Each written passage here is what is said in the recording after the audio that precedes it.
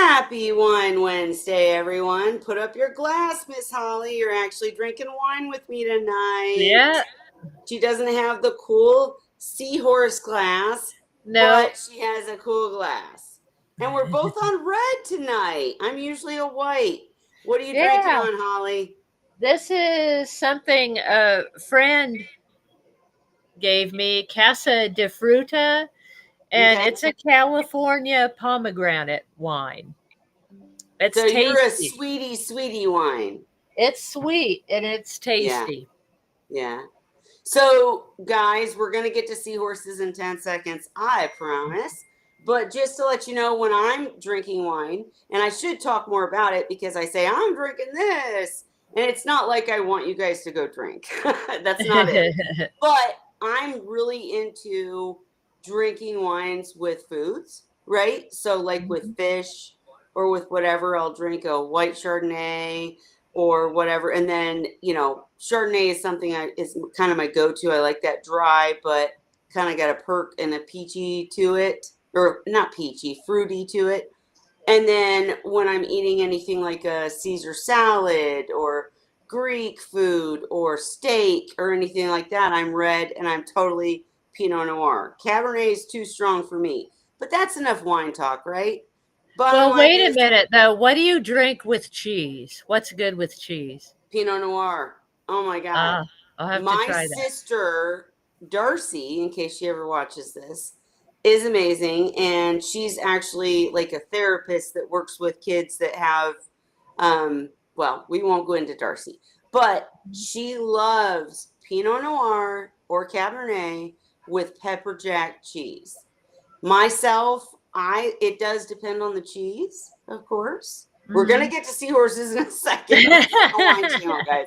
Um, but Pinot Noir is my go-to because you can just sip it. Like I'll sit here and sip it with nothing Hmm. because it just kind of tastes good. It's not that Cabernet dry where every time you take a drink, it's like, you know what I'm talking about?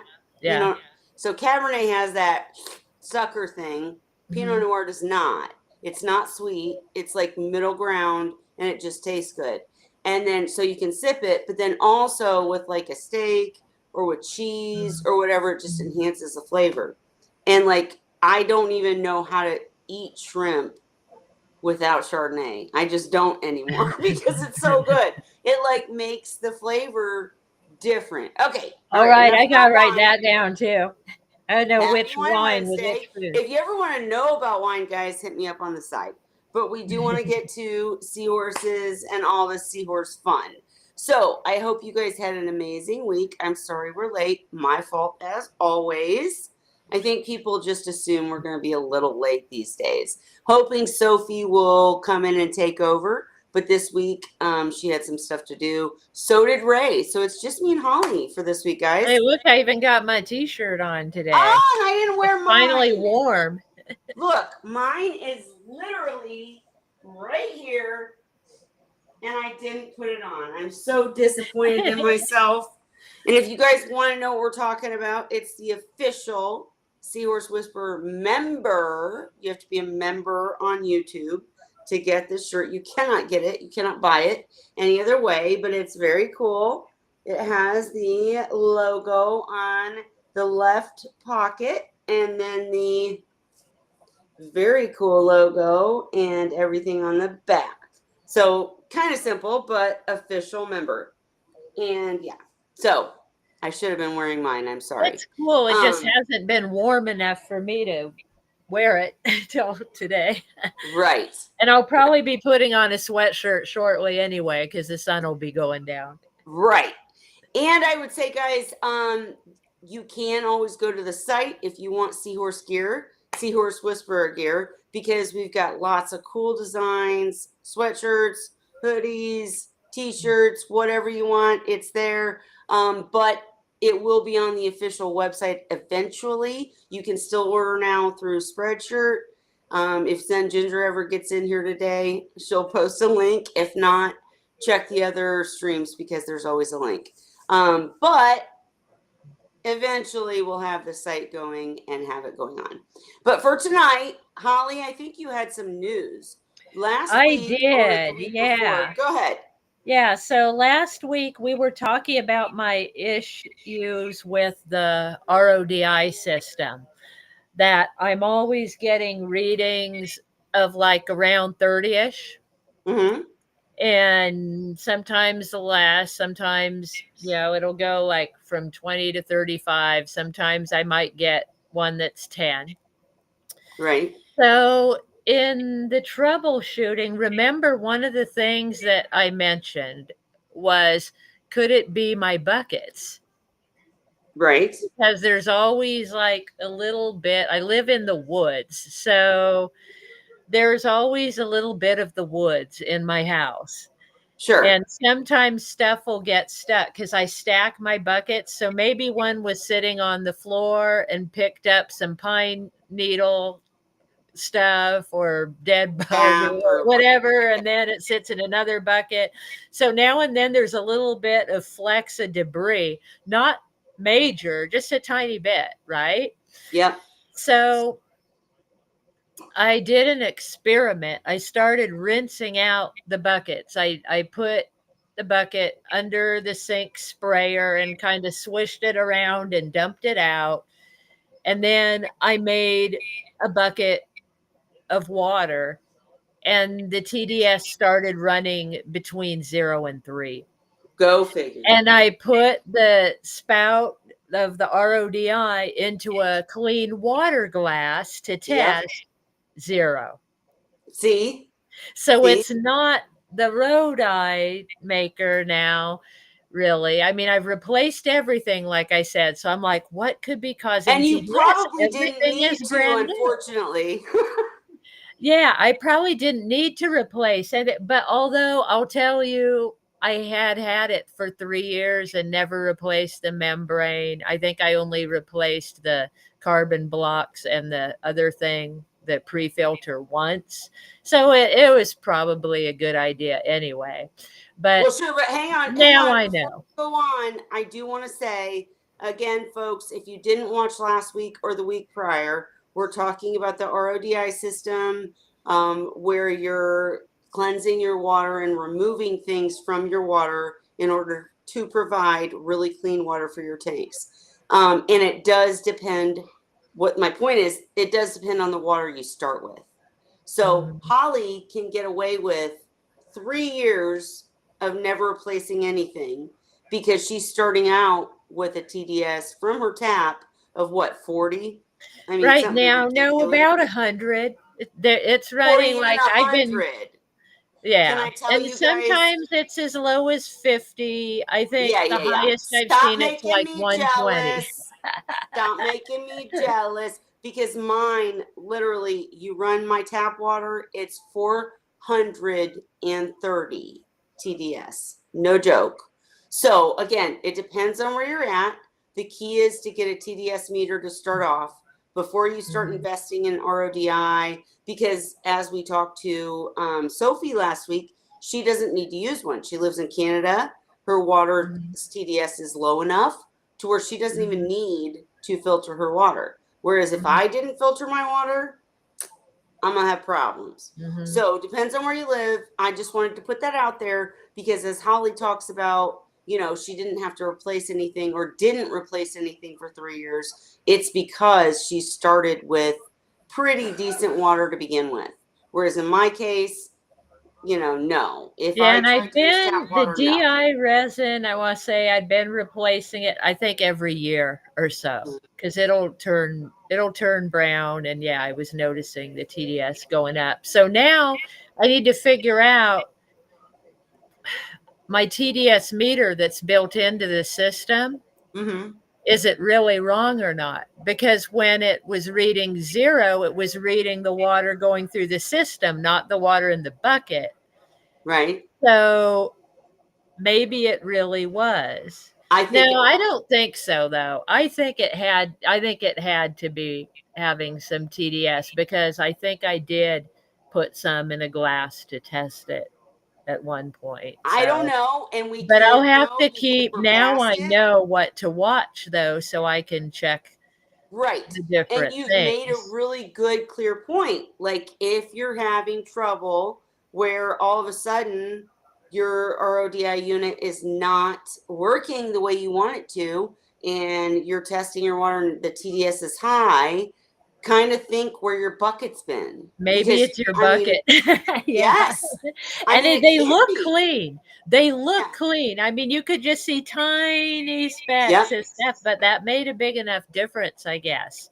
Yeah. But it brought up another point, which I told Ray because we were having the conversation about it in Yep. Messenger, and I was laughing about it. And I said, I'm going to be the laughing stock. And No. then I said, but it makes me think the thing is, like I said, I live in the woods. Stuff is falling into my buckets or getting in my buckets. But guess what? It's also getting into the Seahorse tanks Yep.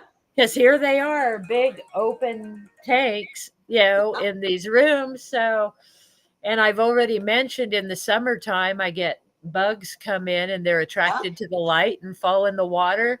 So I'm thinking, well, and like I said before, the seahorses seemed fine at 30 TDS. Right. So I think a little bit of nature falling in is really not going to hurt.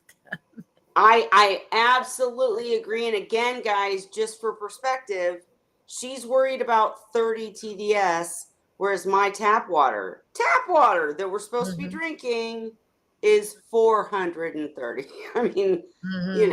it's just ridiculous. So depends on where you are, but I agree with you, Holly. In your situation, if the Hmm. seahorses are fine and your TDS is 30, and you figured out that it's from the buckets, that, I mean, Yeah. And you- it's probably, even though I'm rinsing the buckets now before I put the RODI water right, in, then I'm using the buckets with the salt water to, add water back after I siphon all that.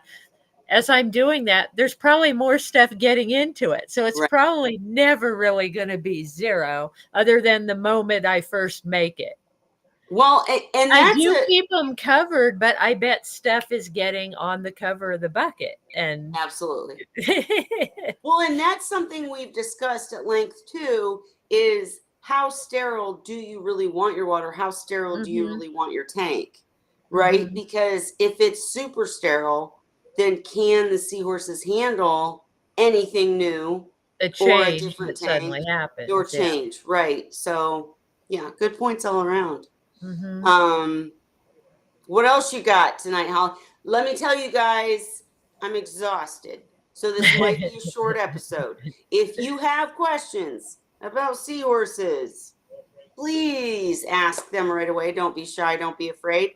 Because I know a lot of times we'll talk for a while and then a lot of people join late. And I don't think I'm going to make it late. In case you can't tell, this girl's exhausted. The new job's kind of wearing thin on me. I love it, but yeah. So I'm pretty tired. So ask your questions, give us something to talk about, or this might be a short session, which is fine too. We'll Yeah. be back next week. But what else you got, Holly? Yeah, I don't have anything else much new. All the seahorses are doing great right now. So even Dandy, who's over 6 years old, a few months past 6 now, he's Ah, he's doing fine. So yeah, it's warming up here. So now their water temperature is warming up. I've noticed I have the doors open right now. We're running like low 70s okay. currently here last couple days. Next week supposed to drop back down to the 50s and more rain. But right now it's like spring 70s. And so the tanks are like 70 and 71 degrees I see on their So thermometer thing. that's a go ahead and finish what you were saying, and then I'll ask. So they were at normally because winter, their tank temperature runs lower Hmm. because they have both heat and chiller. Right. So I leave it in a spectrum. So the heater is set to come on at 67 degrees. And then the chillers come on at 73 degrees, 74, right in there. So right now they're in the sweet spot where the heater doesn't need to come on and the chiller doesn't need to come on. So what I was going to ask you, and welcome, Sophie. We're going to question you here in a second, see what you're up to. But so for you, Holly, like in my house, I've said multiple times, I just kind of let the tanks go with the central air because I keep it where I'm comfortable and I like it kind of cool, right? So their tanks always stay like 62 because I've got the central air kicking and doing Or whatever. 72, you mean? Yeah, 72. Sorry. Thank you. Thank you for correcting me. Sorry, I'm tired. But in your case, you do have to monitor because you have such drastic swings and you don't use the central air unit because of where you live and what's going on there. So, how do you determine, like, I guess the question is, does it cost more to turn up the chillers because you think it's going to be warm and then like with central air or with gas or whatever, you don't want to go overboard, right? Because do you know what I'm getting at? I know Yeah, I'm well, kind the of all over the chillers, board, you but program them, and they're so it goes very based on the hard to temp. change. It's very complicated. So it's got a setting where it gives you like a range. Okay. So you set them to come on. It's kind of like using the those probe things. What is that called? Inkbird. Yeah, You yeah, know yeah. that we use. Mhm. Okay, so you know how on those it'll say like If let it's it this get to degrees, do this this. or If it's this degrees, do that. Okay. so that's how the chillers work too. Okay. Well, So I mean, that's so good. so they'll chill down to a certain temperature and it's like a plus minus 1 degree or 2 degrees on Gotcha. either end. But I didn't set it to more than a 1 degree differential because I don't want it to go above 74. Right. So I set them to come on when it hits 73 to prevent it From from going to getting to 74. smart. And I'll Good tell you, point. in summer, they run a lot. Yeah. They run a lot. Yeah. Your electric bill is probably Here. whoo.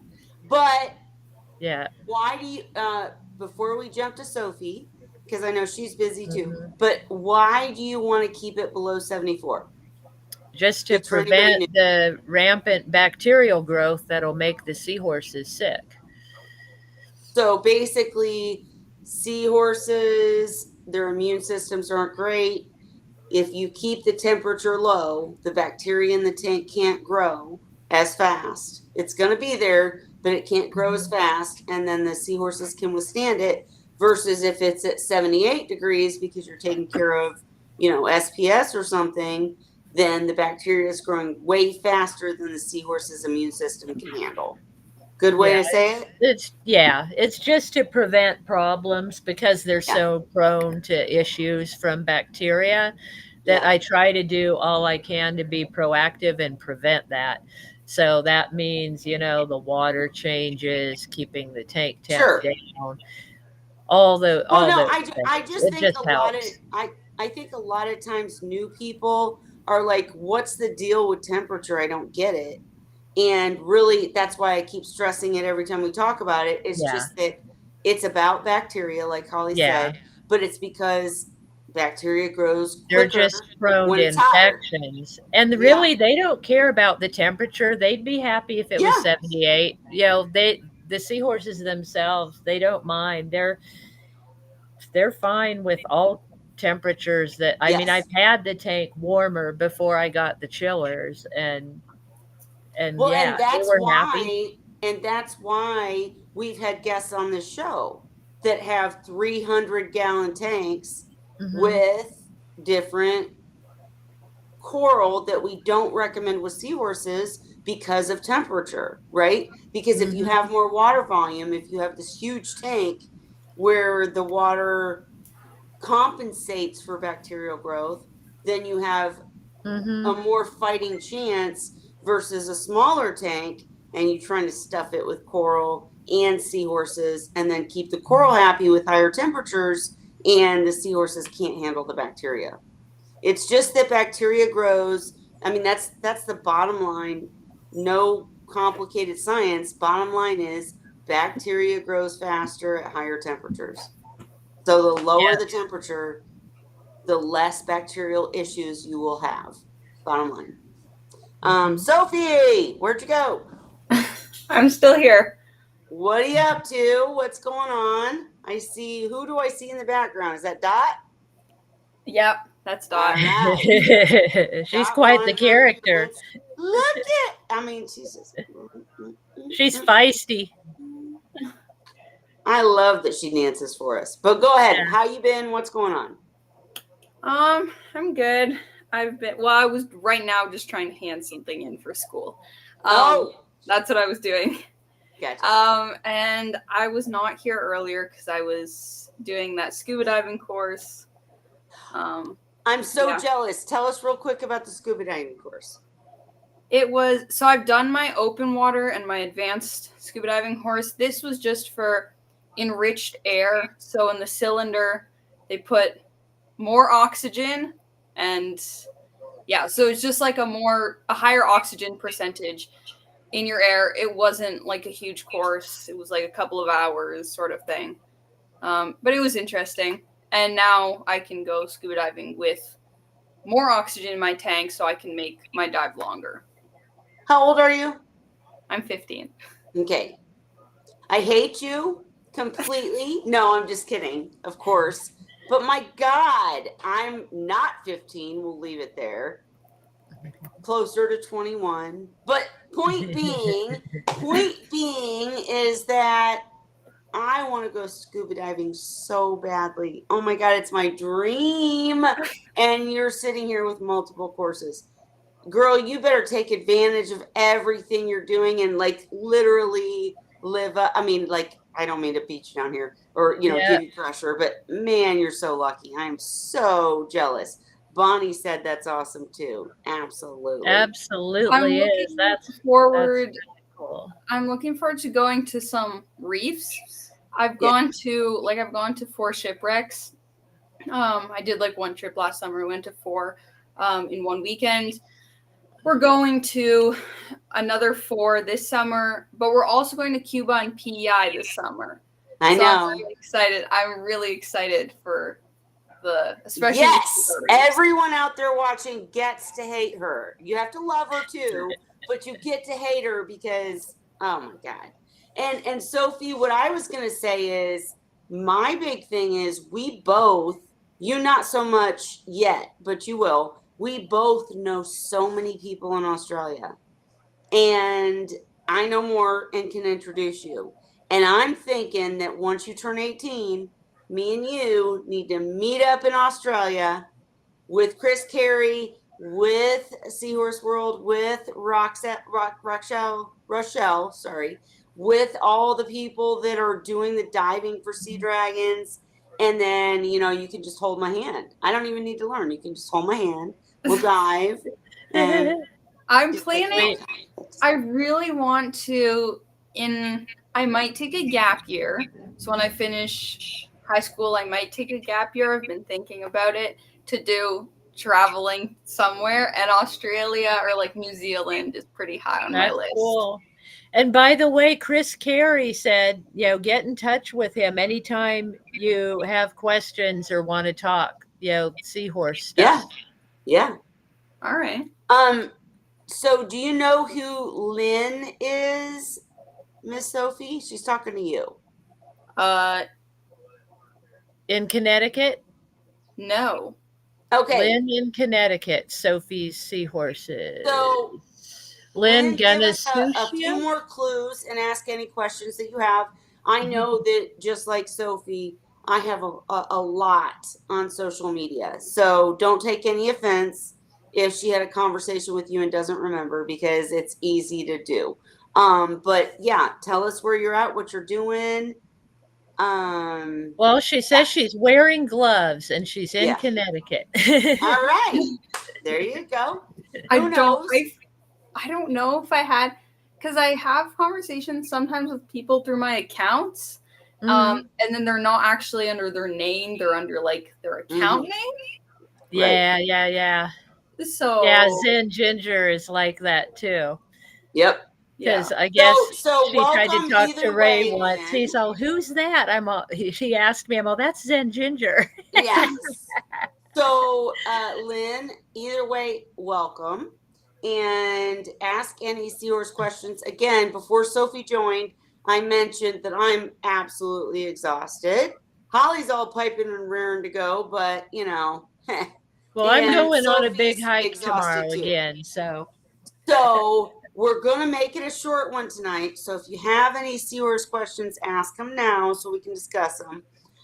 Because we don't want to miss a question. But we will be back next week, and we've got some guests getting lined up too. But Sophie, what else is going on with you? Obviously, you told us what's going on with you. But what's going on with the Seahorses? Anything new? I don't have Fry. Doesn't But it suck? yeah, in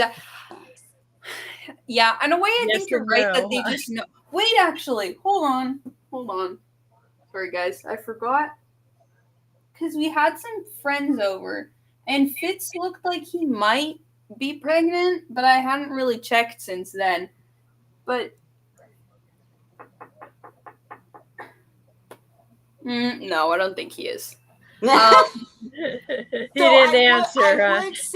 I would say that what I've noticed is I think you were getting ready to talk along these lines, so I'll just finish the sentence for you. But I would say that I feel like that when seahorses are providing fry, and then I don't know. It sounds crazy. It sounds absolutely nuts, but I swear they can tell like it's not a good time to have fry. I mean, like, am I Yeah. nuts or No, I can kind of. Yeah, I haven't had a lot of time for them lately. right? It's just been a lot of Well, stuff. Everything is kind of ending. So maybe I don't know. Well, and let me put this in terms that like a normal person would understand, because here I am saying, oh, my daughter Seahorse doesn't want to have her fry because she knows I'm too busy. No, I'm not that crazy. I don't really believe that. What I'm saying is that I'm so busy that maybe I'm not doing as much as I usually do to the tank, and I think the Seahorses sense that. So Yeah. like they can say, they don't say, but they maybe sense that, okay, mom or caretaker or mom is not doing as many water changes. The quality doesn't feel as good. I don't think it's a good time to have fry. That's what I'm getting at. And I don't have scientific proof. And Yeah. I have had seahorses that had fry every month, no matter what was going on, no matter what the case, they were giving me fry. I just know that lately, obviously, I haven't had fry. Sophie hasn't had fry. And honestly, I can admit I would have failed with fry because there's no way with the hours I'm working and the up and down and all around. It's not a good time for me to have fry, but I still miss them like crazy. But I'm just saying, anybody out there who is not getting fry that wants to, maybe look at, are you giving the tank as much attention as usual? Or could you give it more? Because I definitely could. I can absolutely admit my tank has been neglected to an extent. I keep them healthy, but you know, do they want to have fry in the water I'm providing them? Maybe not. You know. Yeah. Like the water changes have kind of stayed like there's still 2 times a week and the feeding is still like 4 times a week. But I feel like there's not it's just like there's a little bit less care, there's a little bit less time like spent at the aquarium with my hands in the water. Yeah. Just cuz I do have like a ton of weekends where I'm not even home for any of the weekend, and then school too and whatever. But and hey, you just said feeding 4 times a week. You feed more than 4 times a week, right? yeah, 4 times a day. Sorry. Okay, thank you. Okay. No, don't worry. I'm not like starving my seahorse. Yeah, I didn't want that to get slipped by and somebody be like, "Oh yeah, that's cool." You No, only feed them 4 times a week. Yeah, no. Yeah. No, your seahorse is gonna die if that's what you Yeah, right. But I do have an update on these guys. Okay. So for anyone who doesn't know, they're just corals from my dad's aquarium that generally are not no, they're not supposed to be in a seahorse tank. Just because of like temperature and like water quality, sort of.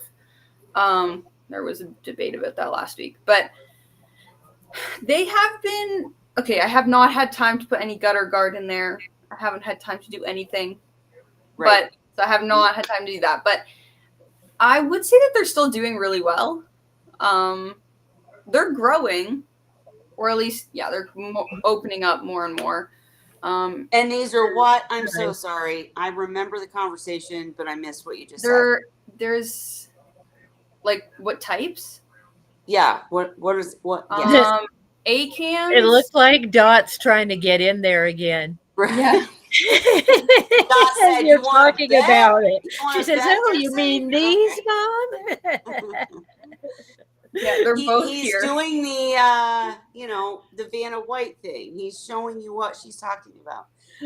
But no, so you got some acans, some coral that you wouldn't typically keep with seahorses, but I remember the story. You rescued them from your dad's tank, and they've been thriving, or not, they've been doing well in this container that is separated from the seahorses, but in the same water. You have not raised the temperature, right? No. So you're caring for the seahorses. They're just getting a fighting chance in this, container. And I can say I've kept acans multiple times, and they're not picky like SPS. Their LPS are pretty,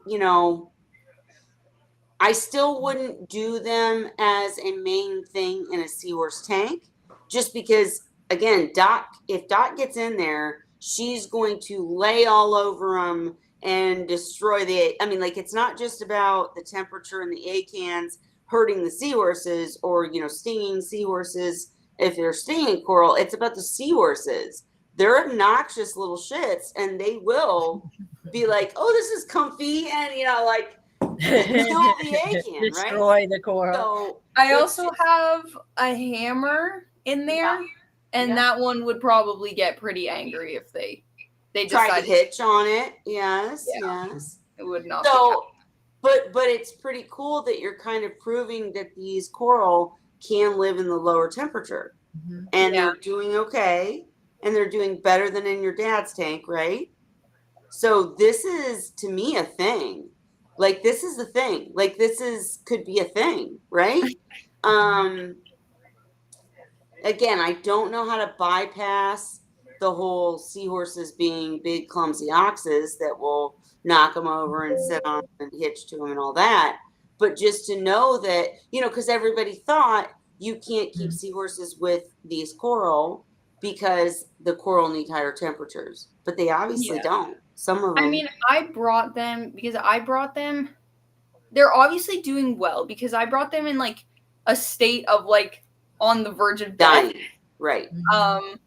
So they obviously, my tank is completely set up for my seahorses. It has not changed for the corals at all. This was kind of a last resort for them. If they're fine with the kind of the temperatures that the seahorses stay in, then they'll survive. If they don't, I can't change my tank for them. Right. So yeah, it was kind of surprising. There is like one that died, I think, but that one was already dead. I think. Right. Put it in. Well, and the really interesting thing that I found is that's why I love using like macros and gorgonians and stuff, is because literally seahorses are just so, I hate saying dirty, but they are, right? They eat a lot, they poop a lot. We do the water changes to compensate. We have the filtration to compensate, but the organics are always high in a seahorse tank. That's what we're fighting to keep the seahorses healthy. But putting things like macros and coral in the way that that you've done, where they're not affecting the seahorses and the seahorses aren't affecting them, they're getting all those nutrients. Like, I mean, they're eating good, you know, in the neighborhood. Cause you know what I'm saying? Yeah. I mean, what? Yeah, I've got to figure out my dad's Didn't mean to tank. steal the trademark. Okay, go ahead. I've got to figure out my dad's tank. And when I figure that one out, again, my time. I don't have enough time. Right. But once I figure that one out, these will go back to it. So Yeah. the experiment will be finished. But it'll take at least like a month and a half until then, if not more. So well, I just love that. Again, you're proving that certain coral, maybe not SPS, but like some LPS and some different softies and such, could work in a seahorse tank. Now, softies absolutely can work. Macros can work. Gorgonias can work. With the A cans and things like that, again, I already covered why I think they wouldn't work if they were placed in the tank and left there, right? But I would also say if you have a big enough tank, it could work, right? That's the problem with doing an article or a website or, you know, advising people is, you know, it starts with how big is your tank. I have so many people come to me and they're like, can I do this? And I'm like, okay, well, hang on. How big's your tank? What are you planning to do? How many seahorses? And then they get mad because they're like, I just asked you a question, just answer it.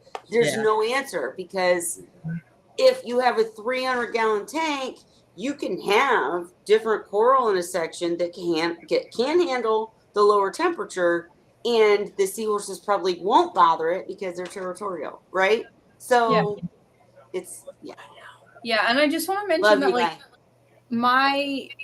I've never, because when I started it, obviously like this whole tank, I've had a bit of, I don't want to say like luck, but like sort of, because none of this stuff in my tank is like high tech in any way. Like my light, I didn't know anything about light. So I just chose a random light that looked good enough and I put it on my tank, and like I don't have like a sump or anything. It's just the canister. So yeah, I just wanted to mention like it doesn't need, like, a seahorse tank doesn't need to be that complicated. Totally agree, 100%. I would say that if you're gonna go low tech, you do have to commit, because the thing is, it works. A year passes, year and a half passes, all of a sudden it's not working. It's the year and a half point is when stuff goes wrong, I found. Usually it's not because you've done anything different or wrong, but because it's slowly building up, right? So the reason that and Sophie, I'm not disagreeing with you. I love that you're making the point that you can do seahorses without all the extensive shit, because I agree 100%. But in my case, I've learned this by backtracking.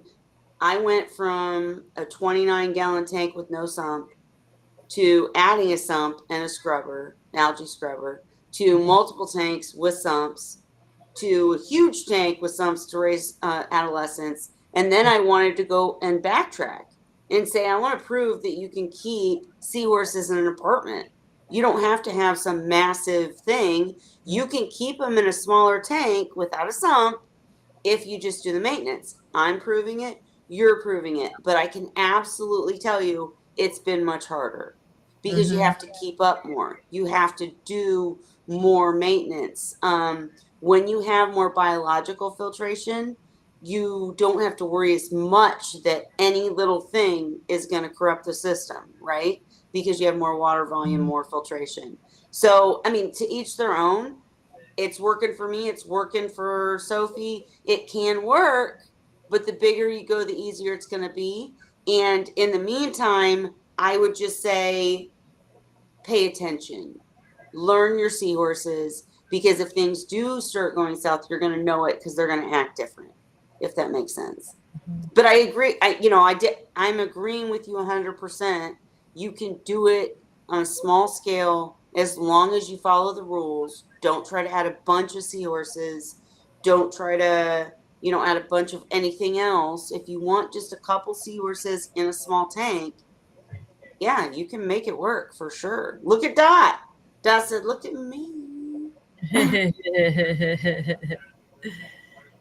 So are you going to do anything else with the tank?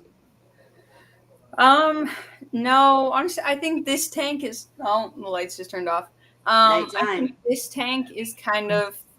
This is kind of how I want it. This is kind of how I Yeah. want it to stay.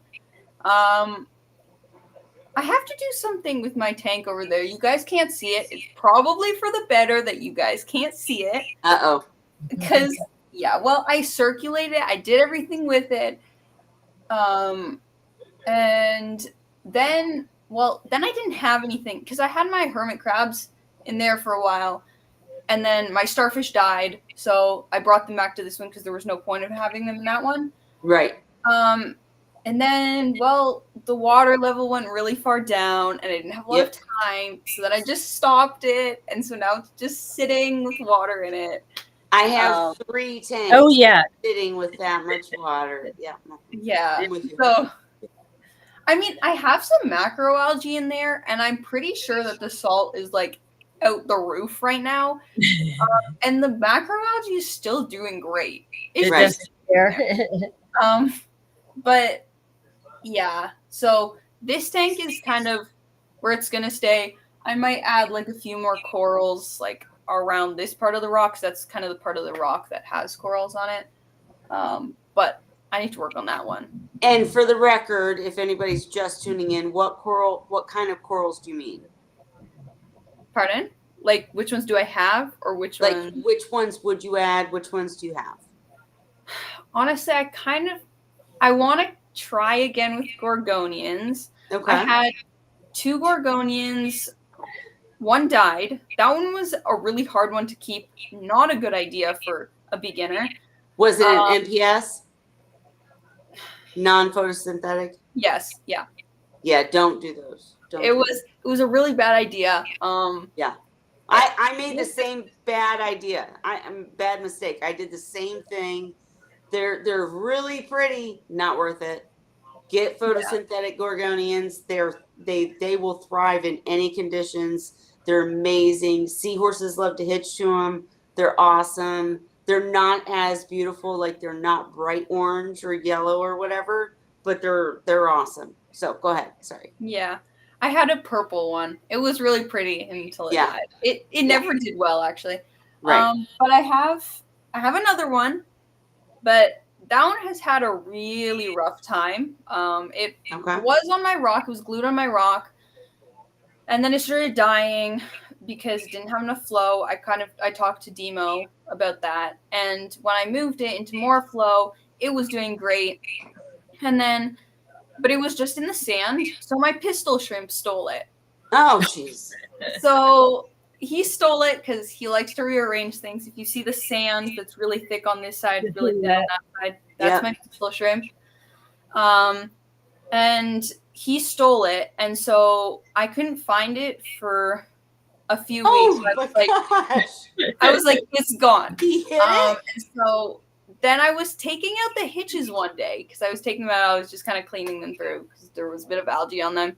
And I actually found the gorgonian, which had been ripped off the frag, and it was just like stuck onto the bottom of one of the hitches.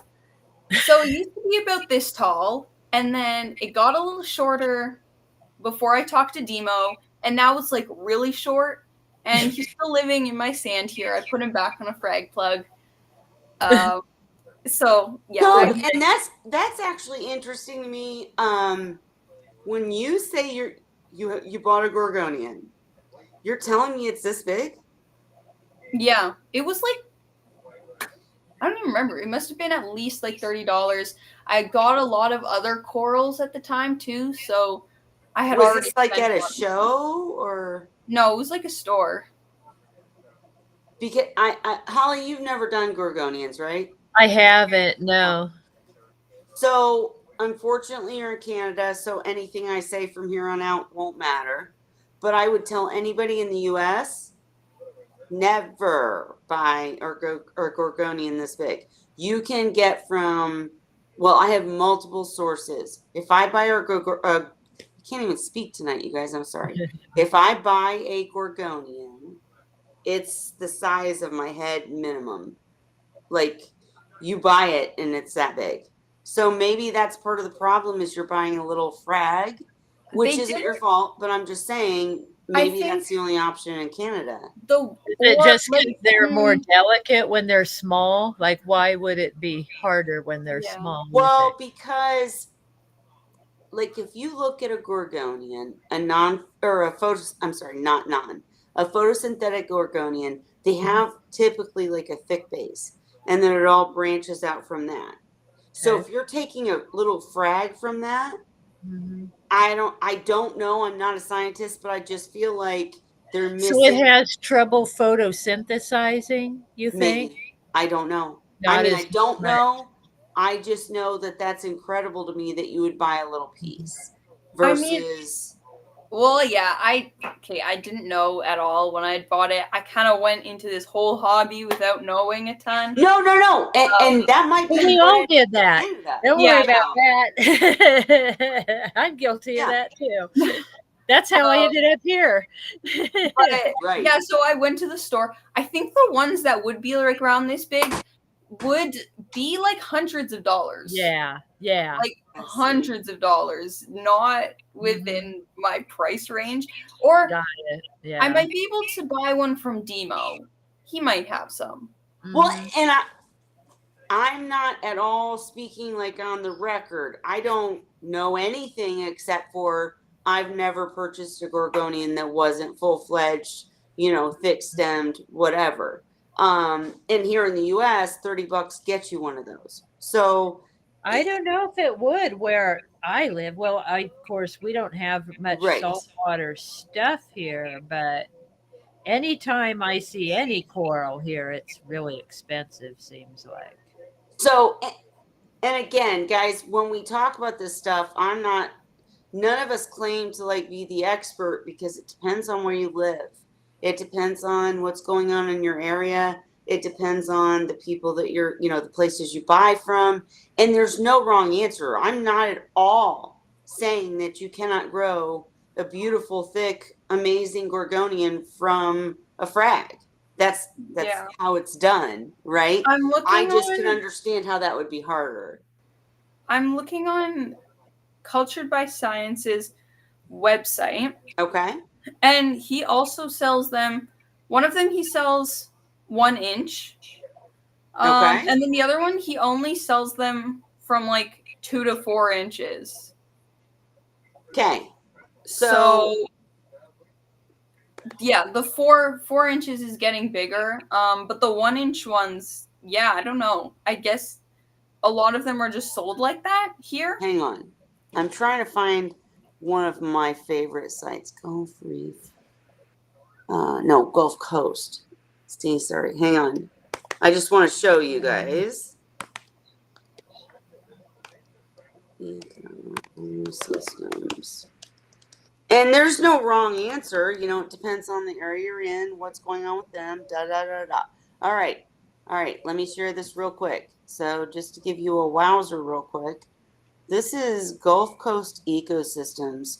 The guy that runs it, his name is Russ, and he's amazing. Tell me if you guys can see what I'm putting down here. Well, maybe. Hang on. All right. Can you guys see the site? Yeah. All right. Yeah. So let me find gorgonians. Yeah, let's see. All right. So, like for instance, you're gonna get a gorgonian that looks like that. Or let me go back. What would be the name of one so I can search it on this site? The scientific name, it really depends. Like this. Or do you know, like, look, just do you see, Holly, where it says plume gorgonian? pseudo? Is that one? Gorgoglio bin? Yeah, I can't tell you what that says, but that's the But scientific plume name. gorgonian. So if you go Let on me this try site plume gorgonian. and you click on each gorgonian, it's going to tell you the scientific name. So Mauricia laxa, right, is one of my actual favorites. This one is my absolute favorite. I love this one. My seahorses love it. Unica. I guess. Candelabra, I've heard that. Yeah, that the Let me- seahorses love it. But I mean, what I'm trying to say is, you get a Gorgonian Oh yeah, it says 8 inches 8 tall. inches. But how much is Yeah, Wow. but like these sea whips and stuff, anything bright colored, non-photosynthetic, steer clear. You don't want that. Don't do it. They need things that you don't want to have to provide in a seahorse tank. But So you most don't of want what the pretty Gorgonians. You want all the brown, not so no, pretty. About- look, he's purple. He's Well, beautiful. sort of. Okay, time out. I'm gonna go take a picture of my Gorgonian in my tank. So how much did they want for the 8-inch one? $12. $12 for an 8-inch. Wow. Yep. You That's guys, this is Gulf Coast Ecosystems. Do they And I will ship? put the link in they have all the macros, and I will say, Are they captive Time bred? out. I mean, when That's you what I was- get I was them, is just it gonna safe say- to go in your tank? I was just or- gonna say, these are not captive bred. These are collected. Oh, So there is that danger of it. Because you either should quarantine, but I will also tell you that 90% of the Or take macros your I've ever chance. had or Gorgonians have come from this site. Mhm. So they have all of Mhm. these different macros. They've got Hypnea, they've got Helmenia, they've got everything. I mean, they've got everything. So when you get them from here, did you quarantine yours, or did you treat them some way, or? So depends on what it is. So for instance, if I get something like, I can't pronounce it, the red grape algae, I'll open it up. The red little bubble algae, right? Yes, I'm gonna not only quarantine it, but I would treat it with something. I would do whatnot, because it often has things caught between the branches and the bubbles, and it can handle it. If I buy oh, sorry, I clicked on an accident. If I buy something like Helmenia, if I know you guys can't tell this just by the picture, but this is gorgeous macro, but it's like silk. Mhm. It's It's delicate. very delicate. I don't know how anything could attach to it. So there's no fear of hydroids. There's no fear of, I mean, I'm not saying it couldn't bring something in, because it could. Mhm. But in Mhm. my personal experience, something like this that would die if I treated it or put it in a quarantine that was harsh, this one I typically don't even rinse. I just add to the tank. I mean, I don't add the water from the bag, of course, but I don't Yeah, but you do just anything to it, because I don't think it's bringing anything in. So it really does depend on, something like Gracilaria. That's going to get stuff caught between the branches. On Gorgonians, I got a Gorgonian once. I don't know if I can find a good picture here. But usually Gorgonians will have, I'm not going to be able to find a good picture. They'll have a base, right? So they'll not just come on a plug or whatever. They'll have like a thick base. You see how it's leading to a thick base? And hydroids will grow and hide there. So with a Gorgonian, I would, if it was coming from, say, this company, I would quarantine it. I would inspect it. I wouldn't, depending on the species, I wouldn't necessarily treat it, but I would put the Gorgonian in a quarantine tank, feed that tank, and then observe, because any aptasia or anything like that is only going to come out if you feed the tank, but it will come out and you'll be able to catch it, if that makes sense. Well, so and then if you do, like if you are quarantining and you find that it does have pests, how do you treat it? without hurting the coral? Like, what's safe for it to Well, use? so How would you do that? give me a specific. Meaning, are you talking Aptasia? Are you talking hydroids? Yeah, like let's say it has Aptasia and hydroids, both. Like you find a bunch of pests. Now, what do you do to get rid of them? So if I find a bunch of pests on, say, a gorgonian, then I'm going to do something like a dip and risk the gorgonian because it's got too many problems, right? It's risk. Would a freshwater dip do anything, or you have to use a chemical of some kind? So I personally haven't found that freshwater dip does anything to Aptasia. Just my personal experience. Hydroids, I'm not sure. The other thing is there's specific treatments for each, right? You could do it's so hard. It's so hard. So you might have to treat it for one thing with one certain yes. And can I be chemical, and real then with you? I'm going to switch be to another. honest, really honest.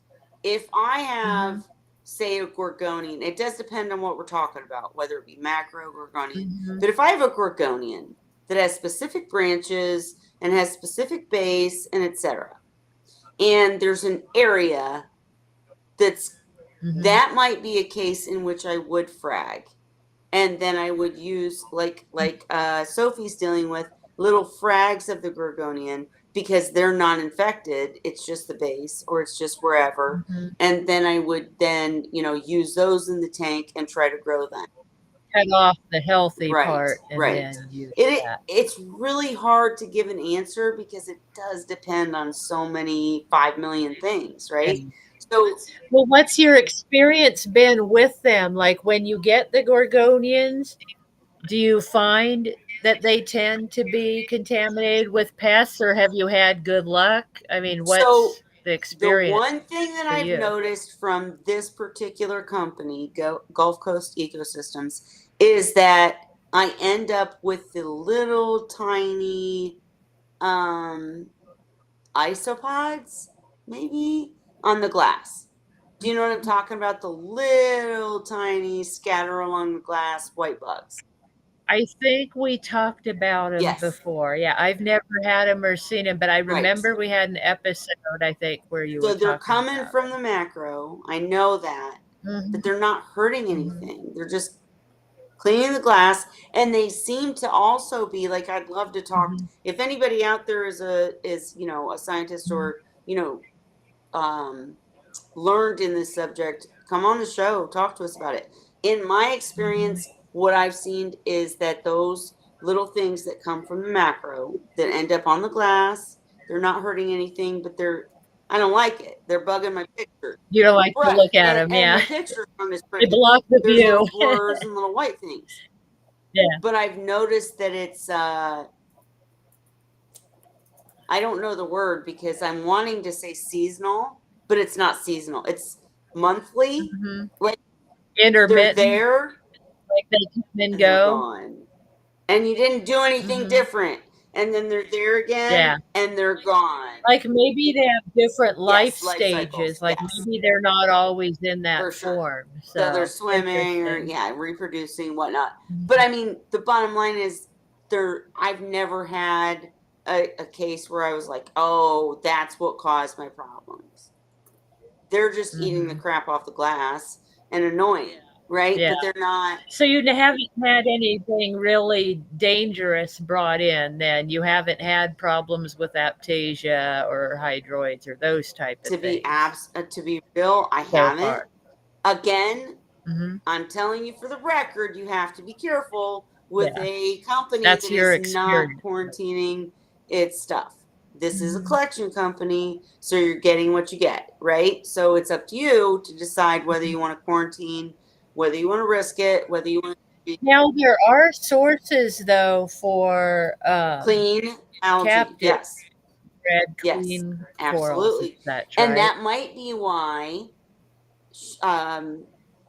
Sophie's cost more and maybe. our frags, right? Because maybe the collection process, there's something wrong at the base, but they're fragging it, which is what I do to my own stuff, right? So there's nothing wrong with what's going on. I'm just not used to it because then I have the options for myself. I buy the whole 12-inch thing and I get to snip off and do what I want with it. Just a difference of business, I guess.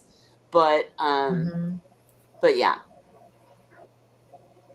Yeah. And if you have a little frag of a Gorgonian, I would absolutely recommend putting it in as much flow as you can. And I know you said you did that, right, Sophie? Yeah. Sophie's like, I'm trying to finish my project for school. Leave me alone. We're almost done. I promise. We're gonna end this soon. If no, there's it's no okay. other I'm just like questions- I'm just adding like a few citations and it's finished. Okay. I am I mean- listening. I'm listening. But the bottom line is, you noticed a difference in the frag of Gorgonian when you put it in flow, correct? Yes, I did notice it. So that's a key thing. Like any Gorgonian, you're gonna notice, like it perk up, polyps start coming out. They like a lot They of flow. love flow, and with the whole, I said something earlier and I didn't really explain it. So non-photosynthetic Gorgonians mean that they don't photosynthesize, obviously, and so They light eat does food. nothing for them. They need food. You have to feed them, and you think, at least I did when I started, well, it's a seahorse tank. I'm feeding that tank like crazy. Yeah, all this food's flying around. They're going to get some of that. Right, but it's not true because they need different foods, different. They need micro particles, They right? need Like the phyto. liquid They food need the stuff. little tiny particles, and so then if you get into that, Then you're polluting the seahorse you're tank. polluting the seahorse tank. Amen. That's it. I ran into this See the literally dilemma. physically. I was like, oh, these Gorgonians are so beautiful. I can't let them die. So I've got to feed all this stuff to the Gorgonians. But now, oh shit, the tank's in crisis because now it's the organic High nutrients. Yeah, so now it's high nutrients the in your photosynthetic Gorgonians are so easy. They work under the same no lighting as seahorses. Obviously, they're photosynthetic, they need lighting. But the ones that I've tried don't need massive lighting. They can handle just room lighting, maybe a little more, as long as they're getting the flow and that. And they don't crumble to pieces if seahorses hitch on them. I'm going to go. Can you chit chat about anything for 10 seconds while I go take a picture of mine, Holly? All right. Yeah, sure. Chit chat. Absolutely. I want to take a picture of mine. All right, I'll be right back. So, how many Gorgonians do you have, Sophie, or did you have? I only have one altogether? because my second one died. And they were two different kinds, right? The Yeah. one was a Now I don't know like non-photosynthetic. the specific type. They're both just both Gorgonians. The first one was purple. It was non-photosynthetic, and then this one is. This one's more of like a brown. Have you had any coral? Like, because I know that you don't generally do corals, but did you used to?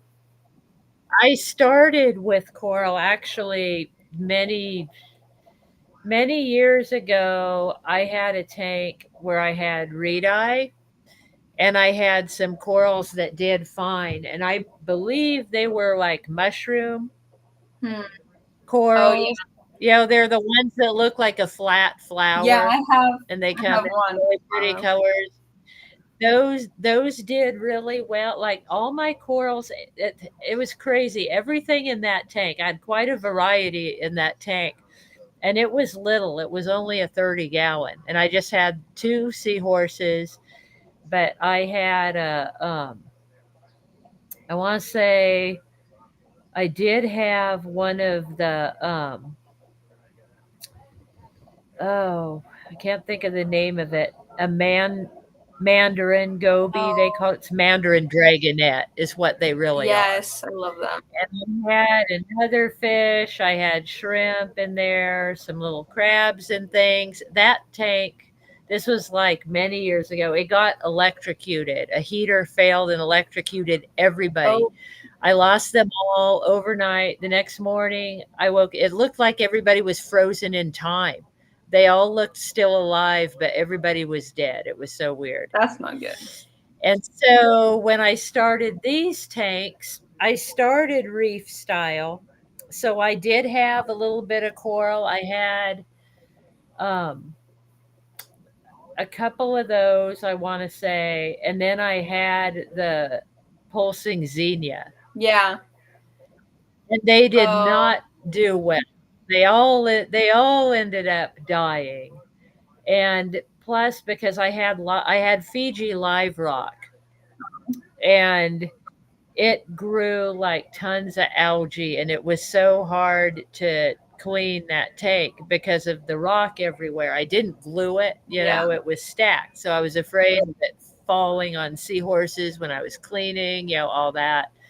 So that was when I switched to all So artificial. did you just like take But the I rocks like out? corals, but Did what's you just that? like take all the rocks out of that tank and kind of just I did. I put them through a bleaching process, and now they're sitting outside in oh, buckets. you just Yeah, so I killed all of them. I killed everything that was on them. I didn't reuse them.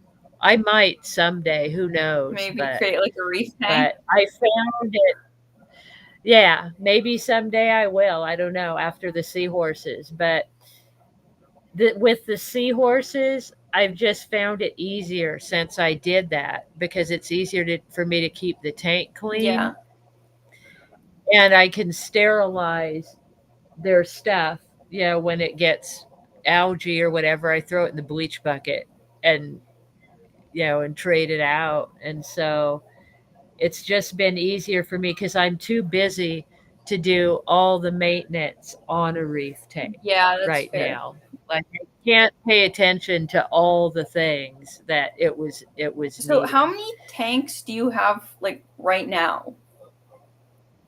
I have the two seahorse tanks. I have a 55 and a 75 gallon. So I have two in a 55, four in the 75. And then I also have a 60-gallon goldfish tank. The goldfish are huge. They're like this big. We had to rescue them from our pond because raccoons were starting to harvest our goldfish. So the ones we had left, we threw them in a big empty tank we had, and they've been there like 10 years Wow. now. So the goldfish are our oldest fish. How long do And then goldfish I also live? have a little 29 gallon, about 30 years, I found out. Oh, They have a 30-year lifespan generally. And then I have a 29-gallon with freshwater fish, just a little yeah. variety of fish in that one. But my big tanks, yeah, are the seahorses. And I'd say, like you would think, because seahorses are small, like a big tank, Mm-hmm. is too big for them. But I wouldn't say it's too big because they go all over the place. They like to explore Yeah. and not just vertically. They're not up and down. They go across Mhm. from one side to the other, and they hang out in different groups. Like right now, they're stoked because I usually don't have the light on this late. Mhm. And so right now there's some flirting going on. And in this tank, I have four. There's one male and three So do you females. never have any fry from that tank? Never, never. Yeah, Oh, that I only have one male. He's never been pregnant, to my knowledge. And he flirts with all the girls, and they all honestly, it's funny because they all get along. And sometimes he'll be surrounded by like a little harem. Sometimes he'll have two or three girls all around that he's flirting with. Sometimes he's hanging out with just one of them, and maybe the other females are hanging out with each other or they're hanging out by themselves. So it's like they travel around just like people do in groups, like going to visit each yeah. other. They have like different sections of the tank to go to when it's big. So sometimes they're all together and sometimes they're not. Like right now, I see three kind of hanging out together. And then there's one that's off by herself. Yeah. And she's like behind the reef. She likes to play stealthy. Like she'll lay under there, under the rock, make herself flat so only her face is watching for when I come and feed the tank. But when it's feeding time, she wants me to know she's there. Well, of So course. she'll get food. So she's hiding, but then I see her snout come poking out like her face. She's like, "Don't forget to feed me. I'm under I here mean, she because I can't put miss their out on food here." food. Like that would be so bad. Yeah, yeah. No, they're little I mean, hogs, all after of them. seeing what Fitz has to go through with his whole pregnancy, I can see why your male would not want to have Fry. Right? I don't know. See, what's funny, what I interested now, his dad had a total of 5 batches before I lost him to bacterial infection. Mhm. And at one point, I had moved into that tank one of the males that I raised, one of his babies. And it was interesting in that the the juvenile that I moved in, the juvenile male, was interested in watching his parents do the mating dance. He would follow them That's around, so cute. just watching and trying to get in on it. And then he started trying picking up on it himself. He started trying to court his mom. Oh dear. And when I lost the male that, his dad, then him and his mom hooked up and started trying to produce I guess Fry. they don't have the same rules that we But have as parents. but I'm wondering if part of why he was trying to get pregnant and kind of knew what to do was because he'd watched it. Yeah, This one never saw that. that would honestly He's be never interesting. been with other seahorses that were Mhm. mating. So it's like he offers his pouch, but he doesn't do the dance. So like he'll lay there and hope some eggs magically get in his pouch. So Let me make this super I just don't simple. know. The super simple is Holly's seahorses, just like mine, are old. They're done. But this was when he was young though. He's Oh, always been like, they've always been like that. So the only one that really tried to do the dance was Scrappy Doo. And then the one that was given back to me, the one that I had, sold and ended up coming back to me when it was sick. yeah. Remember Yes, that, I do. Kelly? That one was a relentless pursuer of the ladies. He was feisty and he tried to fight the other males in the tank. And none of my other males Right. did. So it might be a personality thing with them. I don't know, but I haven't had very many males. I had this one other one, Scrappy Doo, and the thing too was the Yeah. one that was given back to me sick and ended up in the hospital. So I lost the other two males, their dad, and I still have Dandy, but Dandy has See, problems, so I I feel don't like think you he just can had get. a line I of have weird yeah, seahorses. but they came to the right person because you cared for them and you gave Yeah, them good they're healthy. lives. Like I said, That's it. they're doing Yeah. fine. I've lost a few along the Yeah. way, always to bacteria Yeah. infections.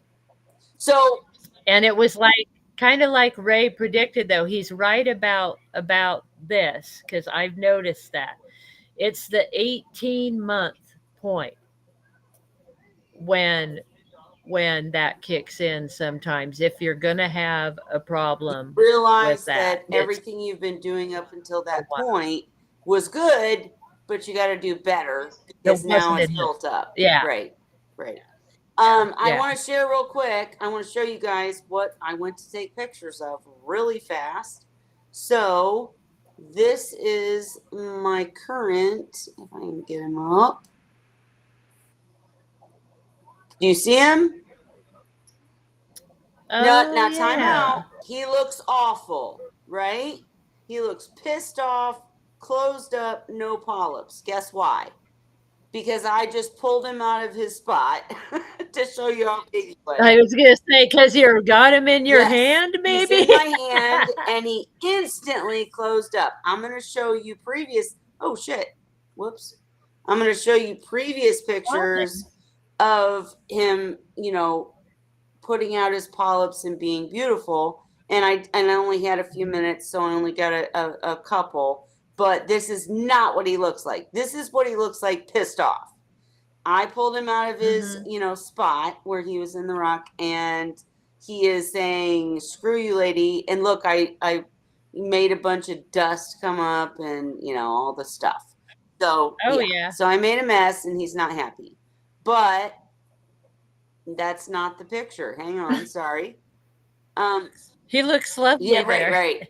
So this is him opening up and putting out his Oh, cool. polyps, and there's a snail under him. We don't care about the snail, but that just shows. Look, he doesn't care about the snail.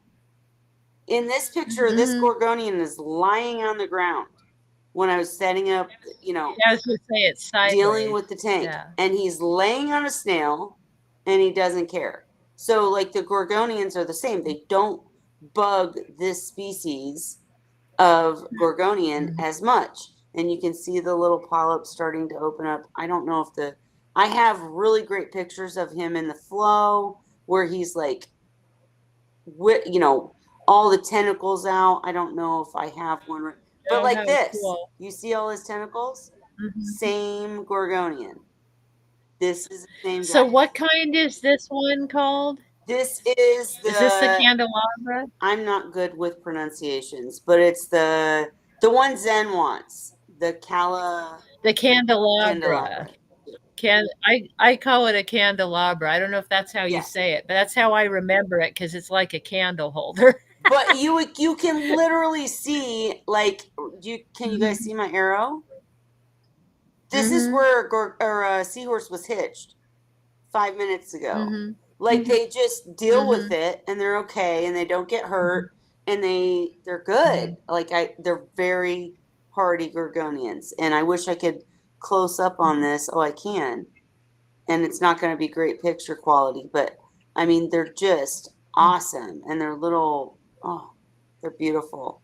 So you can say, oh, he's not completely purple, just his base is, but I think he's beautiful. I love these. Yeah, it actually has a lot of colors in this picture. I mean, the red is not real red. That's just the lighting. I mean, close that out. But, I mean, they are purple base, like in the first picture. They're purple base, and then they have the tan polyps or whatnot. But I just think they're amazing. I love these. And the Seahorses love them, and they get along well in a Seahorse tank. All right, that was my share for the night. I'm done.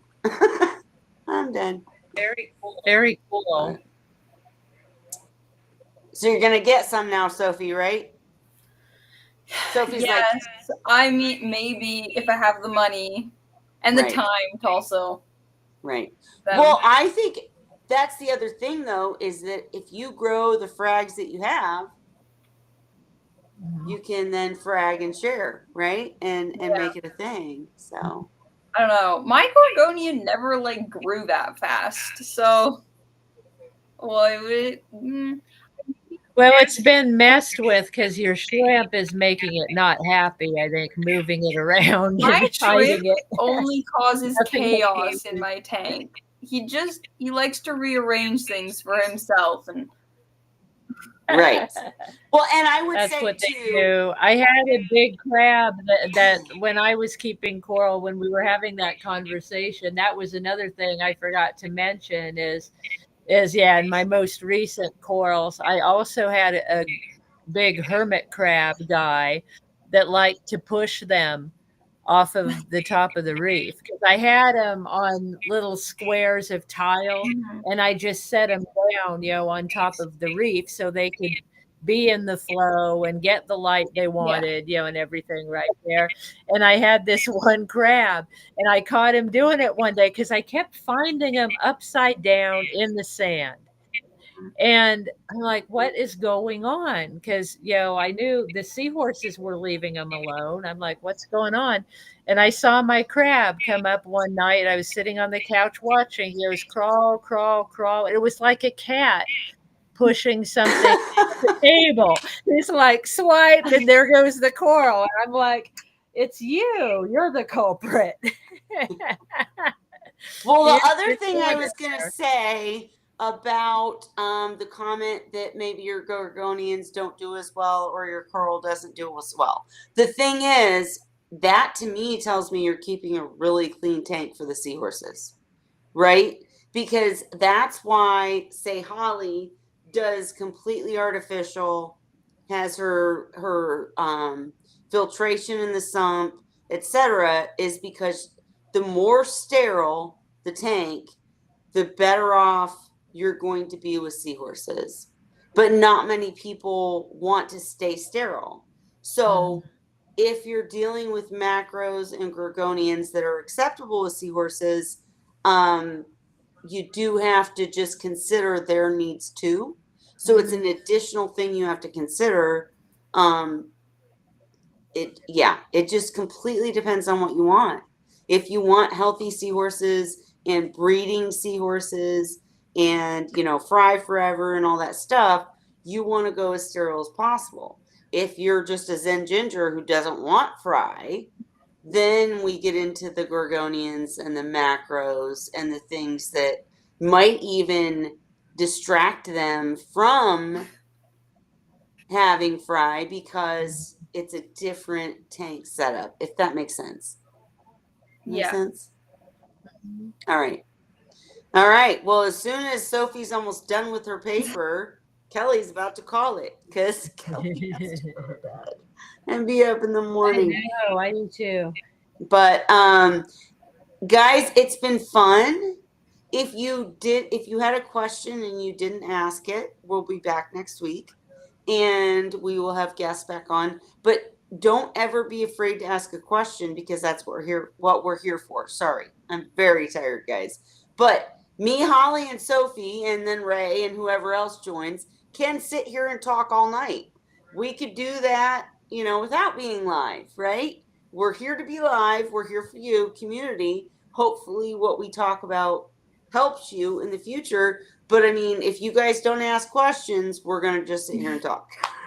So ask more questions, please. And if you want to see any guests, ask us to get them on. But for tonight, guys, I am going to call it. I'm so tired. I'm so sorry, but I'm so tired. Next week, what do you say we come up with a topic? Maybe I'll do a poll on Facebook and on YouTube to see what you guys would like to see discussed. And whatever it might be, we can make that the topic for next week. Good Does that sound good? idea. All right. I'm going to do that for tonight, though, guys. Let's say Happy Wine Wednesday. Thank you, Bonnie, for coming. I see you, Zen Ginger. Get that. Honey and Zen, thank you. All right. And Happy Wine Lynn. Wednesday, everybody. See you Lynn, next too. week. Cheers.